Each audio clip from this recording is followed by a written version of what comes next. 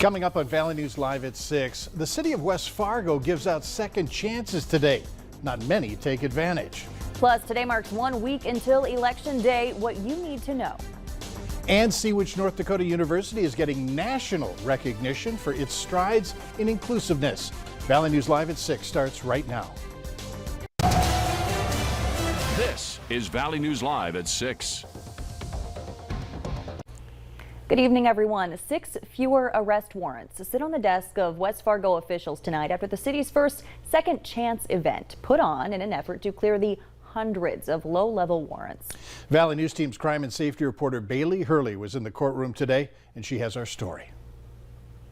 Well, West Fargo officials would have liked to see more people through their doors Tuesday, as they say they know it'll take more than just a day to clear the 1,600 open warrants in the city. I've never seen it that high. This is our opportunity to get them back on the right side of the law and make them be productive members of society. Judge Barkis says when the pandemic started, the city only had around 400 active warrants. The 1,600 warrants is a product of the pandemic when nobody was going to jail unless they were extremely violent offenders or they needed to go, which was outside of our jurisdiction anyways. 3 people went before Judge Barkis while our cameras rolled Tuesday, all of them charged with low-level crimes within West Fargo. Typically, it's a driving under suspension or very low-level criminal activity, shoplifting, theft. Police Chief Dennis Otternis says fewer open warrants mean officers can stay on the streets, as taking people into custody takes quite some time. We would much rather have people come in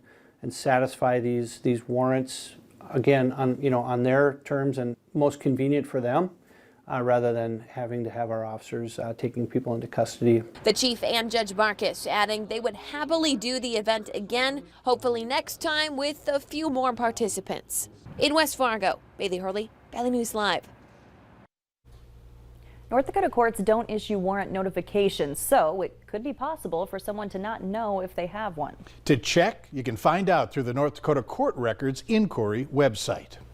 Well, not many could have expected our area would be having as great of weather as it has for the first day of November. For more on that, let's see what Chief Meteorologist Hutch Johnson has for a first look. Hutch. Stacy, thanks so much, and good evening, everyone. A gorgeous start to the month of November, and we're closing off our first day of the month in style. Very colorful out there, and temperatures challenging records across the area.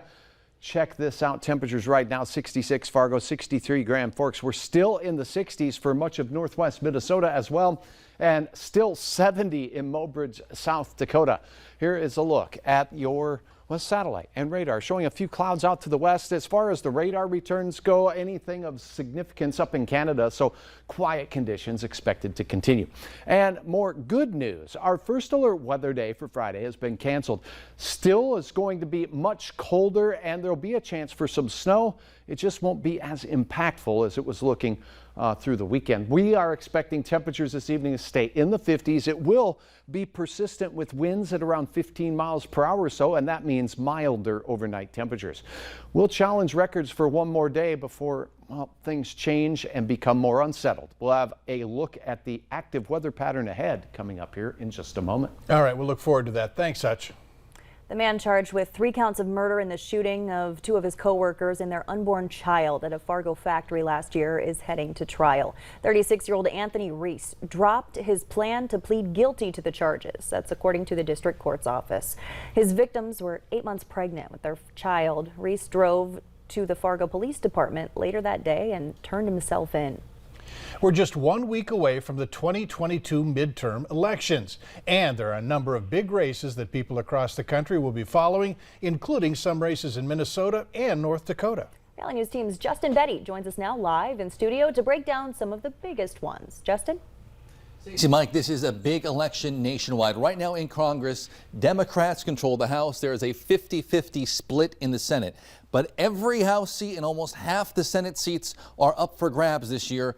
Most polls give Republicans a better than 50-50 chance of retaking the House. The Senate considered a toss-up at this point, but it could come down to a handful of races you've probably heard from them at this point. Places like Georgia, Pennsylvania, Arizona, and Nevada. Though in North Dakota, John Hoeven is defending his Senate seat against both Democrat Katrina Christensen and conservative independent Rick Becker. Now, in Minnesota, there's a tight race, of course, for governor, featuring incumbent Democrat Tim Walz and Republican Scott Jensen. We aired their first debate here on Valley News Live. But all the other statewide constitutional offices in Minnesota are also up for grabs, along with all the state's U.S. House seats and all 201 members of the state legislature. You can check out all the races, along with the measures on the ballot and important voter information under the election tab on valleynewslive.com. It's all here. You can go by state, balance of power, voter links. It's everything you need right here. Stacey, Mike. All right, thanks so much, Justin. Speaking of politics, Minnesota Governor Tim Walz was in both Moorhead and Fergus Falls today on the campaign stump. Walz met with farmers at the Yumcum Center this afternoon, then did some door knocking in neighborhoods in Moorhead. I expected it to be close because of the divisive language, but what I expect is people are going to turn out to the polls and they're going to vote for a hopeful vision of the future rather than a negative vision. They're going to vote to trust women to make their own health care decisions. They're going to vote to fund their public schools. They're going to vote to believe in science. I think all that's coming. And the thing is, this has nothing to do with urban versus rural. It has to do with our shared Minnesota value. From Moorhead, the governor headed to Fergus Falls for a meet and greet at Union Pizza shortly afterwards. Good news for Cass County voters. You'll be able to check real-time wait times at each available polling location before going out to cast your vote. A dashboard will show approximate time a voter will have to wait in line before being able to get their ballot. Cass County election officials say they encourage voters to use it in an effort to reduce long lines. There's also a mobile version, so you can pull it up right on your phone. A retired Castleton fire truck was stopped by the Cass County Sheriff's Office last night during one of its long-standing town traditions, and this sparked many to be upset over the stop. But Cass County Sheriff Jesse Johners says that he has a meeting scheduled with the owner of that fire truck tomorrow, where he's going to talk about the incident, hopefully come to some common ground with a safe solution. The sheriff says he wants the residents to know that his office understands the importance of keeping that tradition. Dollar General is now seeing even more fines than we originally reported. OSHA dished out another whopping $2.7 million in penalties after more inspections. That adds up to $12.3 million in penalties for the corporation since 2017. Over the past 5 years, OSHA found unsafe conditions exposing workers to the possibility of being hit or trapped by falling boxes of merchandise, as well as being unable to exit the store safely in an emergency. That happened in more than 180 inspections at Dollar General stores all across the country. OSHA officials say Dollar General has shown a pattern of total disregard for federal safety standards, choosing to place profits over safety of their employees and customers. Seasonal parking restrictions are now in effect in the city of Fargo. They started today. They're going to continue through Saturday, April 15th. These restrictions allow city employees to remove snow and do other street maintenance during the winter months. The city says it also ensures plenty of space for emergency personnel to safely reach homes in case of emergencies. Now, the night parking restrictions are from 1 a.m. to 7 a.m. They apply to the East and West Avenues on Mondays, Wednesdays, Fridays, and Sundays. Then it switches over. North and South streets have the same restrictions, but on Tuesdays, Thursdays, and Sundays. Later on Valley News Live at 6, see which North Dakota University is being recognized for its effort on being more inclusive. And in weather today, check out these temperatures. Look at all the 70s out there, northwest Minnesota, Lakes Country.